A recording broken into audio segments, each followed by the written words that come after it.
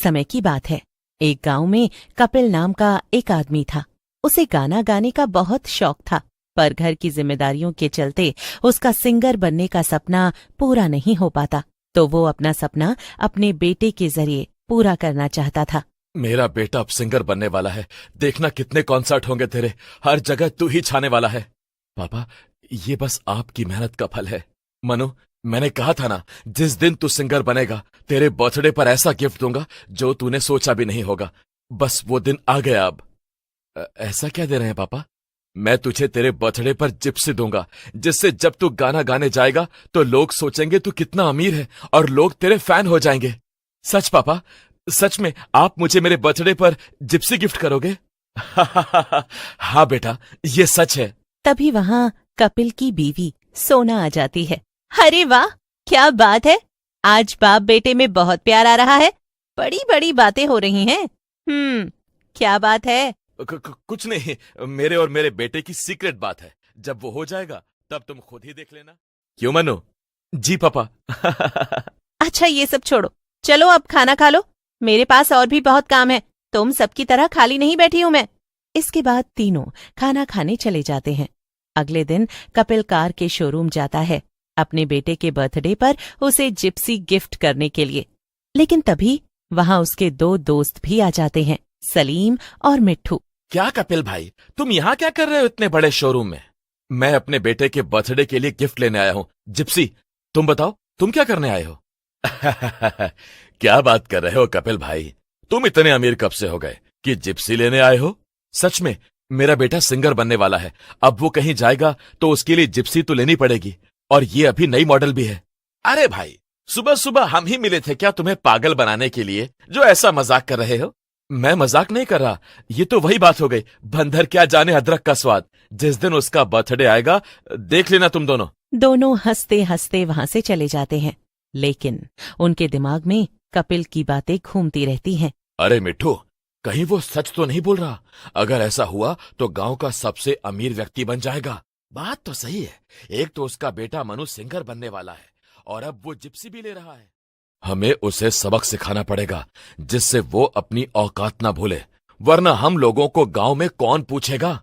सब उसकी ही वाहवाही करेंगे। हाँ, सही कह रहे हो दोस्त, गांव में सब उसे ही पूछते हैं जिसके पास पैसा हो या हैसियत। हमारी कितनी बदनामी होगी कि 3 दोस्तों में से एक कितना आगे निकल गया और हम दोनों वहीं के वहीं। फिर वो दोनों एक प्लान बनाते हैं। अगले ही हफ्ते मनु का बर्थडे आ जाता है। कपिल जिप्सी लेकर घर जा रहा होता है अपने बेटे को गिफ्ट देने। हो मैं निकला गड्डी लेकर, हो मैं निकला गड्डी लेकर, और रस्ते पर ओ सड़क में एक मोड़ आया, मैं उथे दिल छोड़ आया। वो रास्ते से जा ही रहा होता है कि उसके सामने एक तेज रफ्तार से ट्रक वाला उसकी गाड़ी को ठोक देता है। कपिल की वहीं मृत्यु हो जाती है। ट्रक वाला वहां से भाग जाता है और कपिल भूत बन जाता है। रुको, तुम नहीं बचोगे धोखेबाज, तुमने मेरे साथ बहुत गलत किया। मैं तुम्हें छोड़ूंगा नहीं। जैसा तुमने मेरे साथ करा है वैसे ही तुम्हारे साथ मैं अब इससे भी बुरा करूंगा। फिर वो एकाएक बहुत भावुक हो जाता है और सोचने लगता है, मैं कितना खुश था कि मेरा बेटा गायक बनने वाला है, उसका जन्मदिन भी आने वाला है। मैंने कितने प्यार से ये जिप्सी ली थी कि उसे उसके बर्थडे पर गिफ्ट करूंगा।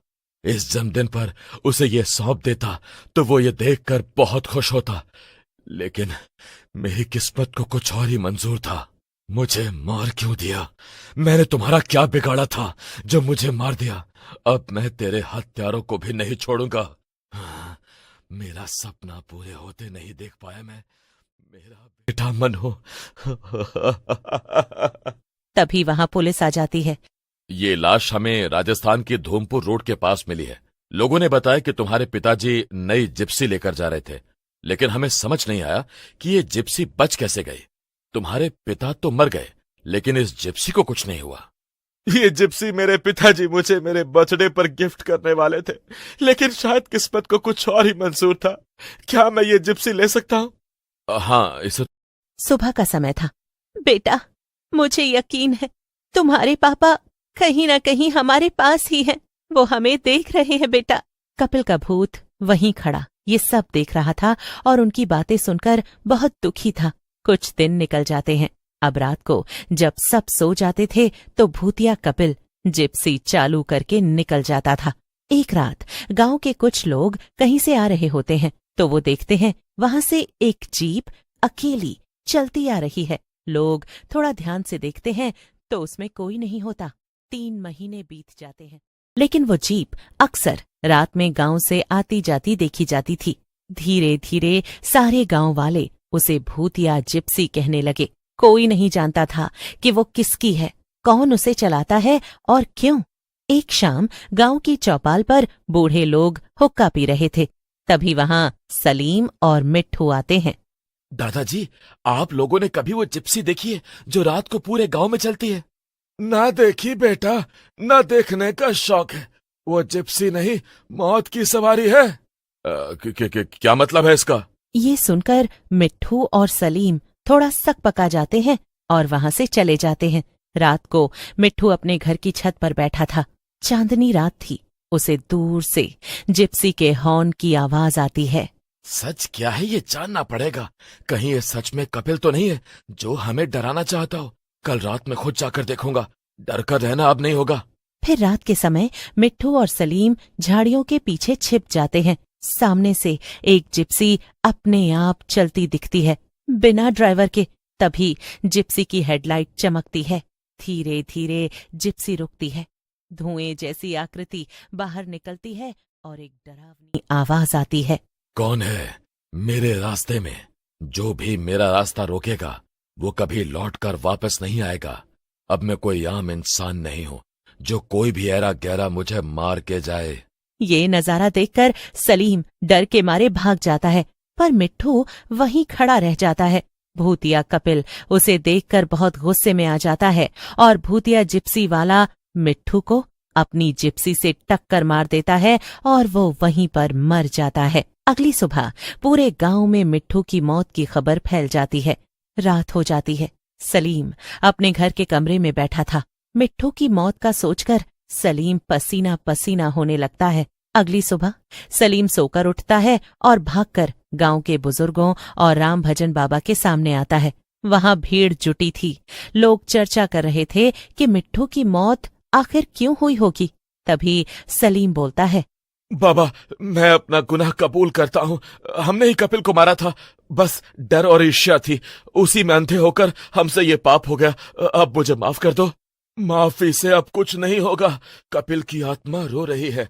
उसे मुक्ति तभी मिलेगी जब उसका अंतिम सपना पूरा होगा। गांव में एक संगीत प्रतियोगिता की घोषणा होती है। मनु उसमें भाग लेने का फैसला करता है। बेटा, क्या तुम तैयार हो? ये तुम्हारे पापा का सपना था। प्रतियोगिता के दिन मनु जयपुर जाने के लिए बस पकड़ने ही वाला होता है, लेकिन रास्ते में बस खराब हो जाती है। तभी जिप्सी अपने आप स्टार्ट हो जाती है और वो मनु के सामने आकर रुकती है। हाँ, मनु, ये तो पापा की जिप्सी है ना?